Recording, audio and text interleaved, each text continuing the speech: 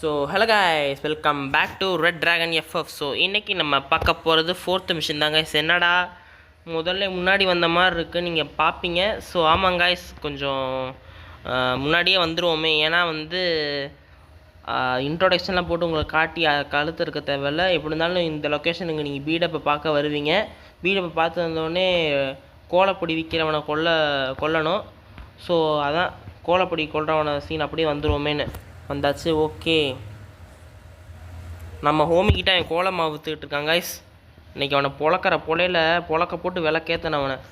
வாங்க, என்ன தைரியம் தான் எங்காலுங்கிட்டே கோலம் மாவு இப்போ. டேய், பெரிய கொம்பாட்டக்காரன்டா நான். வாங்கடா. ஓகே கைஸ்,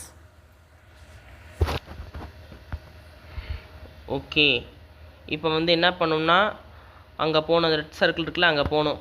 ஸோ ஓகே, திடீர்னு உங்களுக்கு ஒன்று ஸ்பார்க் ஆகும். எப்பட்றா உனக்கு இவ்வளோ காசு $26,000 வந்துச்சுன்னு நீங்கள் கேட்பீங்க. உங்களுக்கு அந்த ட்ரிக்கு தெரியும்னா கமெண்ட் பண்ணுங்கள், ஹவ்வுன்னு கமெண்ட் பண்ணுங்கள். நீங்கள் யாரும் கமெண்ட் பண்ணாலும் அடுத்த வீடியோவில் நான் சொல்கிறேன் எப்படி வந்துச்சுன்னு. ஓகே, இப்போ இந்த குடோனுக்குள்ளே போய் பாலாஸாக பொழக்க போட்டு விளக்கேற்ற போகிறோம். போலீஸ் லத்தியை வச்சே அடிக்க போகிறோம் கைஸ். ஓகே,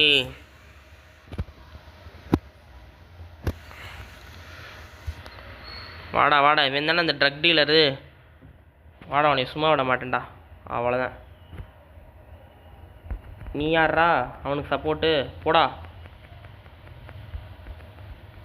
டேய், நான் யார் தெரியுமாடா?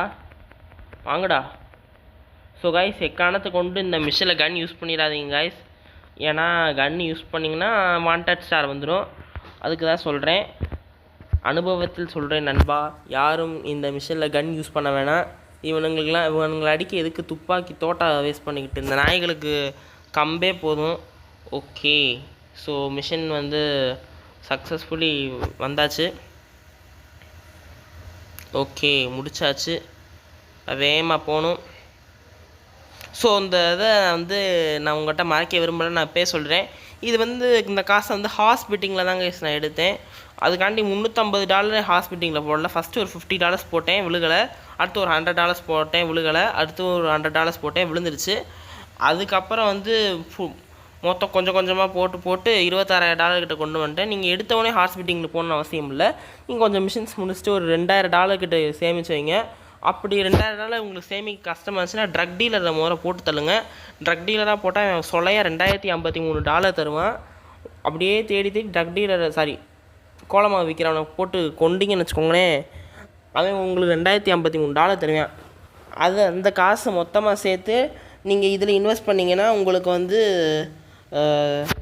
கொஞ்சம் நிறைய காசு கிடைக்கும். நீங்கள் ஸ்டார்டிங் ஸ்டேஜ்லேயே கொஞ்சம் அதிகமாக காசு கலெக்ட் பண்ணிக்கிட்டிங்கன்னா உங்களுக்கு தாங்க நல்லது. ஸோ ஓகே, அடுத்த மிஷனில் உங்களை சந்திக்கும் வரை உங்களிடம் இருந்து விடை பெறுவது உங்கள் red dragon FF. Okay, bye guys.